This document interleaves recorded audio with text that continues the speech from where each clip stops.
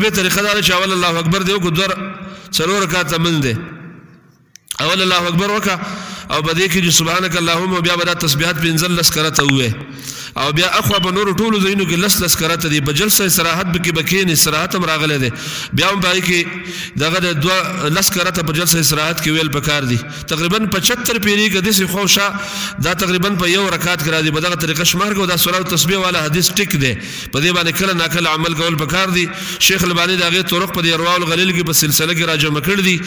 او شیخ امین الله سے په شپږم جلد دین الخالص کې راجمع کړ دي حافظ زبیر علیه السلام ډیر متشدد محدث دی د ډیر تشدد باوجود هغه د سورۃ التسبیح روایت صحیح دی مبشر احمد ربانی سے متشدد د دې باوجود د سورۃ التسبیح والا روایت صحیح دی